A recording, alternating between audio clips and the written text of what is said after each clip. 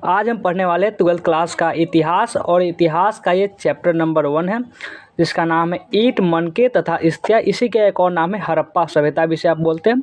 तो इसी जो आपका चैप्टर है इसी का हम सब्जेक्टिव प्रश्न आपका यानी कि जो VVI सब्जेक्टिव प्रश्न होगा वो सब प्रश्न आपको अच्छे तरीके से करवाने वाले हैं। तो चलिए पढ़ना स्टार्ट करते हैं। उससे पहले आप लोग जल्दी जल्दी इस वीडियो को शेयर करेंगे और नए बच्चे होंगे तो इस चैनल को ज़रूर से सब्सक्राइब कर लेंगे। चलिए देखते हैं सबसे पहला प्रश्न। पहला जो प्रश्न ये बहुत इंटरेस्टिंग प्रश्न है और आपके परीक्षाओं के लिए ज़रूरी भी है कि सिंधु घाटी सभ्यता का हड़प्पा सभ्यता क्यों कहा जाता है, यानी जो सिंधु घाटी सभ्यता है उसको हड़प्पा सभ्यता क्यों कहा जाता है। चलिए जानते हैं क्यों कहा जाता है। सिंधु घाटी सभ्यता को हड़प्पा सभ्यता इसलिए कहा जाता है क्योंकि हड़प्पा नामक स्थान पर ही, यानी जहाँ हड़प्पा नाम का एक स्थान था, जहाँ एक प्लेस था, वहाँ पर सर्वप्रथम 1921 में यानी कि 1921 में दयाराम साहनी ने उत्खनन कराया और नगर सभ्यता को प्रकाश में लाया। इसके बाद ही अन्य स्थानों पर पुरातात्विक खुदाई की गई। सिंधु घाटी तथा हड़प्पा में ही इस सभ्यता का उत्खनन हुआ। इसके चलते ही हड़प्पा सभ्यता कहते हैं, इसी के लिए हम इसे हड़प्पा सभ्यता कहते हैं। तो उम्मीद है आपको समझ में आ गया कि इसे हम सिंधु घाटी जो सभ्यता है इसको हड़प्पा सभ्यता क्यों कहते हैं। यानी कि सिंधु घाटी सभ्यता को हड़प्पा सभ्यता इसलिए कहता है क्योंकि हड़प्पा नामक स्थान पर, जहाँ पे हड़प्पा नामक कुछ स्थान था, वहीं पर दयाराम साहनी ने उत्खनन करवाया, नगर जो सभ्यता थी उसको प्रकाश में लाया। इसके बाद ही अन्य स्थानों पर पुरातात्विक खुदाई की गई। सिंधु घाटी तथा हड़प्पा में ही इस सभ्यता का उत्खनन हुआ, इसलिए यानी कि जो सिंधु घाटी सभ्यता इसका खोज ही हड़प्पा सभ्यता में हुआ, इसलिए इन्हें हड़प्पा सभ्यता कहा था सिंपल भाषा में। अगला प्रश्न देखिए।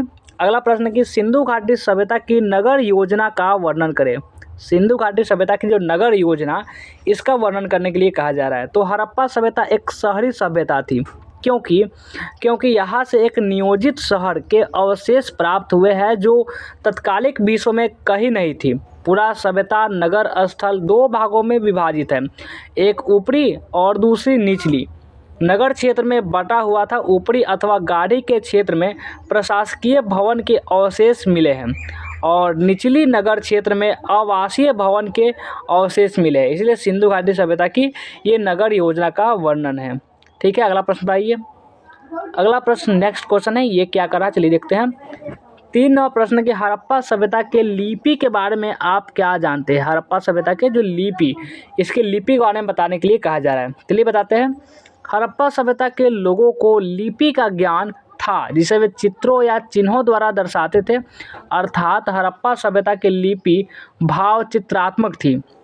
इनके लिपि में 64 मूल चिन्ह थे और 400 कुल वर्णों की संख्या तथा इसका लिपि को दाएं से बाएं की ओर लिखा जाता है।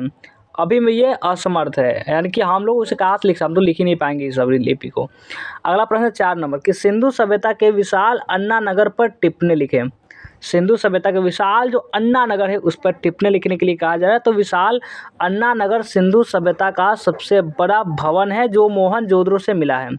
इसका उपयोग अनाज को सुरक्षित रखने के लिए किया जाता है। इसकी लंबाई 4572 मीटर, चौड़ाई 2286 मीटर है। इसका द्वार जो है वह नदी की ओर खुलता है। कहाँ खुलता है?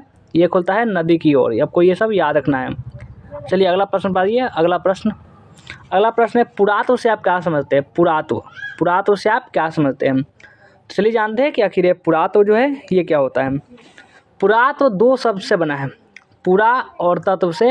यह मिलने पर क्या बना है? पुरातत्व, जिसमें पूरा का अर्थ है प्राचीन और तत्व का अर्थ है सामग्री। अर्थात उत्खनन से जो प्राचीन सामग्री प्राप्त होता है उसे पुरातत्व कहते हैं। जैसे कि पत्थर हो गया, सिक्का हो गया, हड्डी हो गया, ये सब क्या है? ये सब पुरातत्व में आता है। ठीक है, आगे बढ़िए। अगला प्रश्न है कि हड़प्पा सभ्यता के सिंचाई व्यवस्था तथा उसके साधनों को बताए।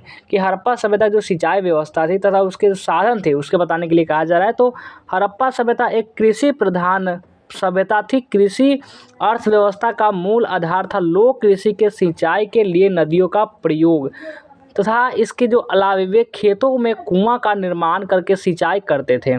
तो ये था कि हड़प्पा सभ्यता में सिंचाई व्यवस्था था। उसके साधनों को बताने के लिए तो हड़प्पा सभ्यता एक कृषि प्रधान सभ्यता थी, जैसे कि आप पढ़े भी होंगे। कृषि अर्थव्यवस्था का मूल आधार था। लोग कृषि सिंचाई के लिए नदियों का प्रयोग करते थे तथा उसके अलावा वे खेतों में कुओं का निर्माण करके भी सिंचाई करते थे। अगला प्रश्न है कि अभिलेख क्या है। हड़प्पा सभ्यता जो चैप्टर है इसमें अभिलेख क्या है। तो प्राचीन काल में विभिन्न राजवंश द्वारा अपने राज्य देश को पत्थर ताम्रपत्र पर लिखवाने की कला अभिलेख कहलाता है। अभिलेख का अध्ययन अभिलेख शास्त्र कहलाता है।